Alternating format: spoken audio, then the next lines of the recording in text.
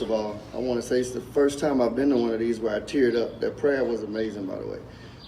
So for the past decade, we've actually been traveling this country following active shooters.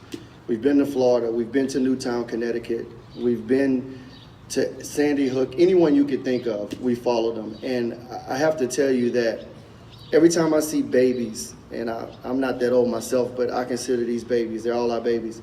When you see this many of them together and you realize what's happening in our schools across the country, it's pretty alarming.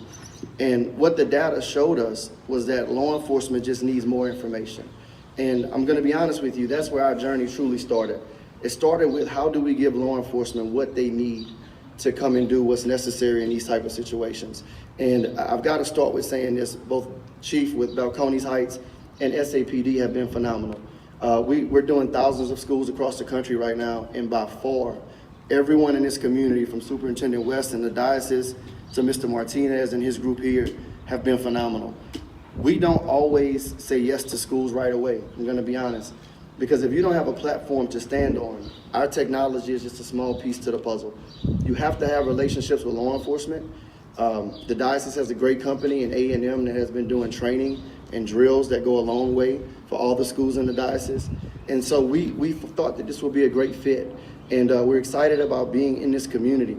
A little bit about the product, if Daniel gets out the way. So it looks just like a fire alarm. And in fact, in a lot of ways, it's the exact same.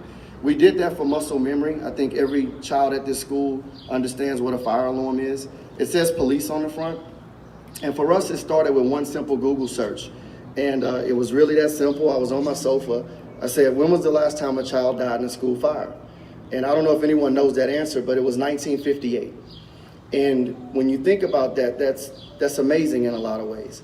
You're talking about over 60 years, and on that day in 1958, 94 people died in a school in Chicago. And so we've dedicated ourselves to technology and training to try to stop this phenomenon of active shooter, because we all know the last time there was a school shooting.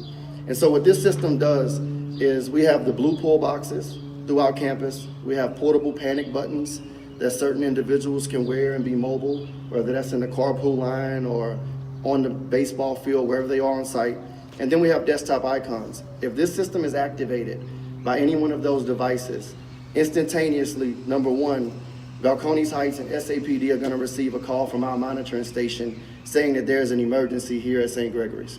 They're gonna let them know what building it is right away. So we're instantly taking that 911 call, having to come from someone here, and them saying, hold on, and then relaying information. At the same time that that's happening, within 7 to 10 seconds, administration here at school, as well as law enforcement, is gonna receive a text, an email, and a voice call saying exactly what's going on through an automated message. They'll also be able to function on their text message several links. One of the key links on there is a map of this building, the entire footprint. And they'll be able to quickly see, Balcones Heights and the Chiefs team will be able to quickly see where that device was activated. So they won't show up here to the main office asking what's going on, where do we need to go? They'll know where to start. On that same diagram, they'll be able to touch camera icons in real time, see live camera feeds that allow them to see what they're up against. They can exchange that information with other law enforcement agencies. We now have Balcones and SAPD, responding at the same time. And then once all of that's happening, the teachers are also getting notified. The PA system is gonna say a message. Every computer in a classroom is gonna lock up like a virus, telling them what's going on to where they have to acknowledge it. And they're gonna get text messages and emails and phone calls as well. And what they'll be able to do is see the maps, see the cameras, and make a decision. But now their cell phone text messages become two-way. So they can say,